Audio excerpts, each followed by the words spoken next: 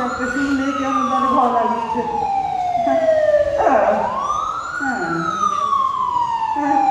এটা কি?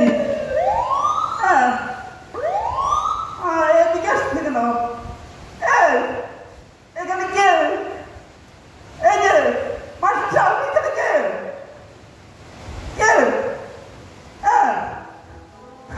এখানে কে? কে? কে এখানে? কাকে আছেন? কে?